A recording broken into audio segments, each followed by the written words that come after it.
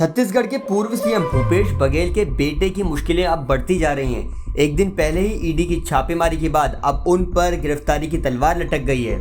ED अब आगे पूछताछ करने में जुट गई है। पूरा मामला छत्तीसगढ़ में कथित शराब घोटाले का है। बता दें, सोमवार को ही भूपेश बघेल और उनके बेटे के ठिकानों पर ईडी ने ताबड़तोड़ छापेमारी की थी। खबरों के मुताबिक भूपेश बघेल के आवास से ईडी ने कई डॉक्यूमेंट्स और 30 लाख से ज्यादा का कैश बरामद किया। भूपेश बघेल के ठिकानों पर ईडी की छापेमारी के चलते उनके समर्थक लगातार हंगामा कर रहे हैं। आरोप है कि बघेल के समर्थकों ने ईडी की कार पर पथराव किया है। साथ ही कई बार समर्थकों और पुलिस अधिकारियों के बीच झड़प भी हो गई है। ईडी का कहना है छत्तीसगढ़ शराब घोटाले की वजह से राज्य को भारी नुकसान उठाना पड़ा है और इसकी वजह से करीब 2100 करोड़ रुपए की कमाई गबन हुई है। ईडी के बयान के मुताबिक कथित शराब घोटाला साल 2019 से 2022 के बीच में हुआ है और उस वक्त छत्तीसगढ़ में भूपेश बघेल की लीडरशिप में कांग्रेस की सरकार थी।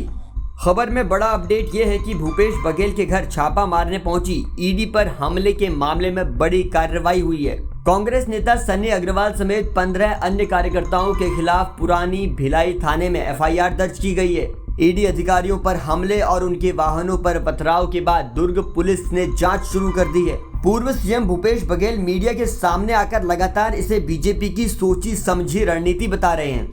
देखिए, एक तरफ क्या है कि बिना ECIR नंबर के यहाँ आए थे, दूसरा मशीन ला के वो लोग हाइप क्रिएट कर रहे थे, जबकि मिला 33 लाख रुपया जी, है ना। तो बहुत बड़ी राशि नहीं थी। तीसरी बात ये है कि सीडी कांड में प्रधानमंत्री भी बोलते थे, अमित शाह जी भी बोलते थे, और 7 साल बाद जब कोर्ट में चार्ज फ्रेम करने की बात आई तो डिस्चार्ज हो गया। तो ये कुल मिला के ये है 3 साल हो गया, 3 साल से 4 साल हो गया 21 की घटना, और अभी तक ये लोग जांच नहीं कर पाए हैं। तो कुल मिला के ये है कि बदनाम करना है। अब जब न्यायालय में खड़ा होगा तो यही होगा जैसे सीडी कांड का हुआ, डिस्चार्ज कर दिया, बदनाम करो। इनके पास और कुछ है ही नहीं।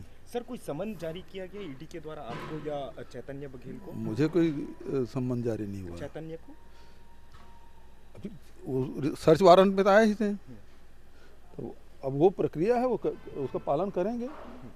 हम भाग थोड़ी रहे हैं, नियमों का पालन होगा और उसके तहत सब। लेकिन सर, आज पूरे प्रदेश में जो कल एक्सप्रेस आपने पोस्ट किया था कि पंजाब को प्रभावित करने के लिए षड्यंत्र किया जा रहा है। देखिए, जब मैं प्रदेश से बाहर गया हूँ, झारखंड गया, सरकार बनी, सबसे पहले छापा पड़ा यहाँ। उसके बाद मैं आसाम गया, तब छापा पड़ा। उत्तर प्रदेश गया, तब छापा पड़ा। हिमाचल प्रदेश गया, तब छापा पड़ा।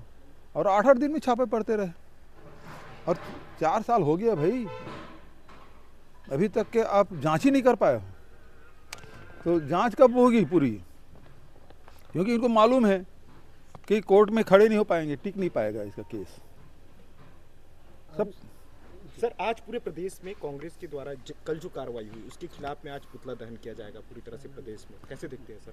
भाई, ये तो ईडी जिस प्रकार से कार्रवाई कर रही है ना, वो बदले की भावना से कर रही है। वो सुप्रीम कोर्ट पहले भी कह चुके हैं, सब तोते हैं, तो जो जैसा ऊपर से बुलवाया जाता है वैसे करते हैं ये लोग।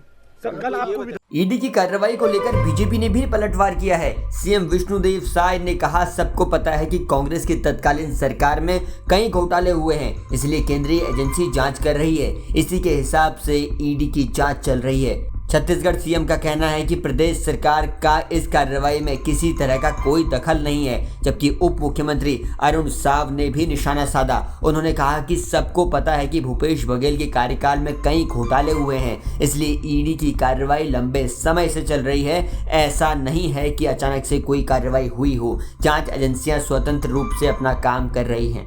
छत्तीसगढ़ में ईडी की छापेमारी को लेकर आपको क्या लगता है? आप कमेंट सेक्शन में लिखकर बताइएगा। देश और दुनिया की खबरों से अपडेट रहने के लिए आप जुड़े रहिए जनसत्ता के साथ।